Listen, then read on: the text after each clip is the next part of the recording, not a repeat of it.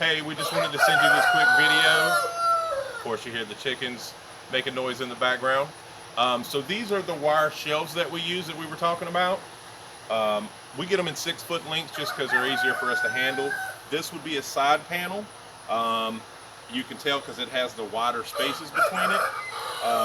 This is what we use for the bottom panel.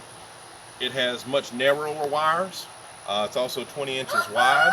And if you watch J-No Zero's video on YouTube, you'll see how he puts them all together.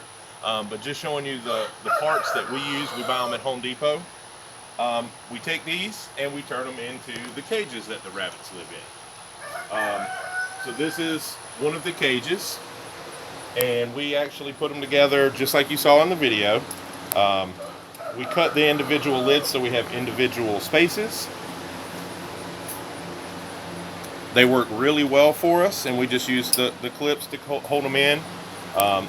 They really like them a lot better than the wood hutches. We'll walk over and show you a wood hutch that we use. So this is the wood hutch that we built. This is what we started with. It's really nice and we really enjoyed it, but we did find out that over time, I'll show you what I was talking about. So they kind of nibble on it. That's what rabbits do. This was actually square at one point, and they have nibbled it down on both sides. You can see they kind of nibble around on the back side. They like this, but we just find that the other hutches work a lot better. Also being able to reach in and grab the animal versus having to reach in and he can run around. We just like those cages better, and they're going to last for a lot longer period of time. We'll walk over and show you the fodder that we sprout for them and what we feed them, so that way it kind of helps us reduce cost and also keeps them healthier. So this is our fodder system. What we do is we take a handful of different grains. We use black oil sunflower seeds, oats, rye, and wheat. And so what we do is we soak it overnight in a 5-gallon bucket. After it soaks for that, then we'll put it in these trays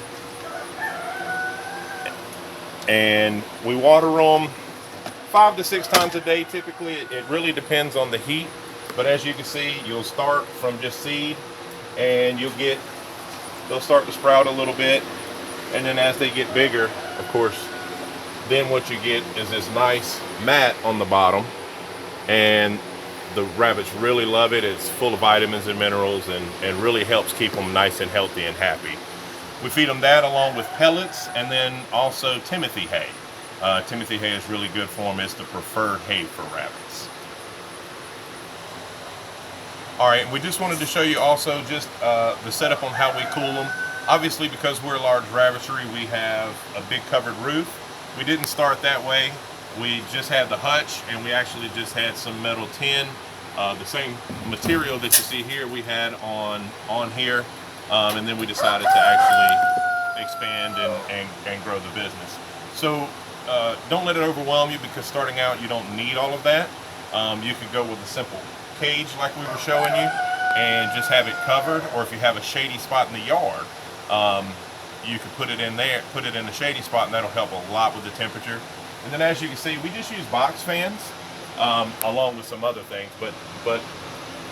So this is Doodles. He's the father of the babies that you would be getting. And we just use a box fan to keep him cool. As you can see, he's not even panting today. He's quite comfortable and quite happy. So you don't need a huge setup. You could just use a small cage with a fan and just have it covered so they're out of the rain, and so that you provide some shade for them. That's really all you really need. You don't have to have this huge expansive setup, so it doesn't have to be intimidating.